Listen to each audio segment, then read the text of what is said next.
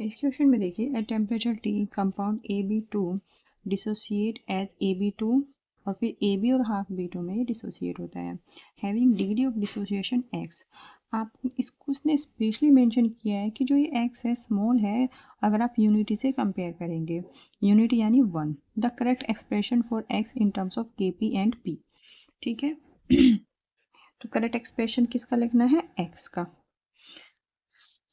तो देखिए आपकी जो इक्वेशन दी हुई है वो दी हुई है ऐसे AB2 और फिर ये AB plus half B2। Initially क्या था, जब रिएक्शन हुई नहीं थी तो ये 1 होगा, ठीक है, और ये 0 0। एट इक्विलिब्रियम क्या होगा, 1 माइनस एक्स, इसमें से कुछ डिसोसिएट हो जाएगा और ये बन जाएंगे यहाँ पे x और ये बन जाएगा x/2।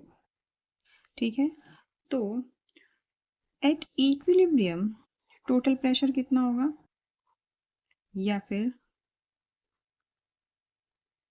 At equilibrium total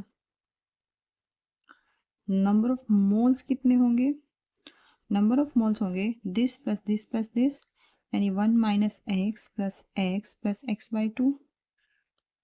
okay, और जो इसमें P मेंशन है यहाँ पे, जो ये P है आपका, ये आपका टोटल प्रेशर है इसमें, ठीक है। तो और इसने बोला है आपको, देखिए टोटल प्रेशर के टर्म्स में आपके ऑप्शन है सारे, तो आपको कैसे करना है, आपको इस प्रेशर के टर्म्स में हम कैसे जाएंगे, जब हम इन सब का पार्शियल प्रेशर निकालेंगे।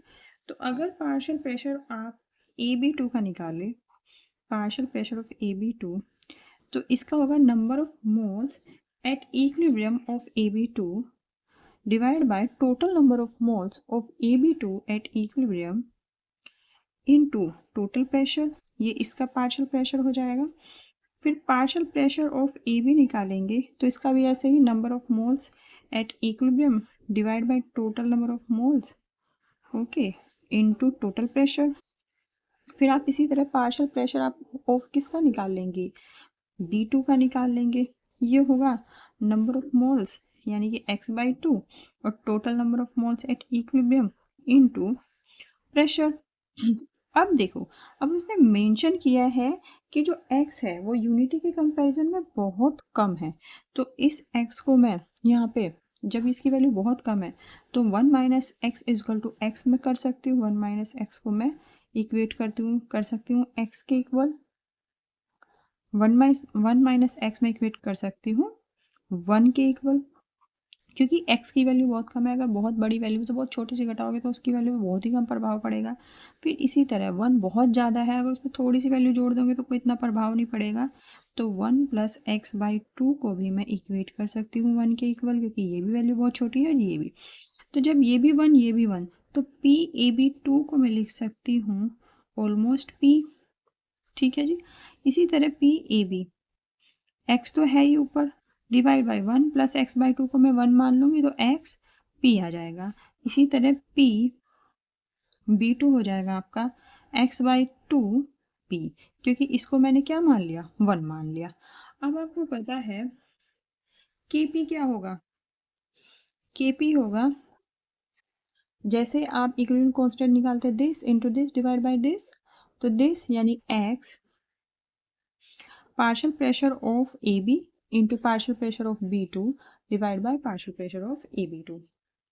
तो partial pressure of AB आपका हो गया कितना, partial pressure के टर्म्स में देखो, AB हो गया आपका कितना यहाँ पे XP AB का,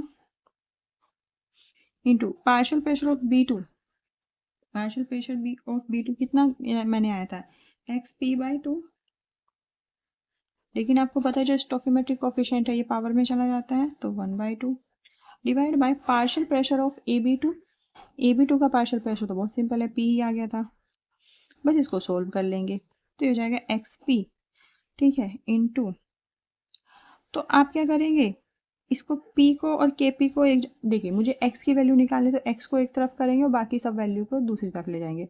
तो ये मेरा दिक्कत कर रहा है तो मैं पहले इसका स्क्वायर ही कर लेती हूँ, तो ये हो जाएगा KP² is equal to x² P², ये हो जाएगा XP डिवाइड बाई 2 और ये हो जाएगा पी स्क्वायर, राइट। अब आप देखिए एक पी से एक पी कैंसिल हो जाएगा और ये आपका आ जाएगा के पी स्क्वायर,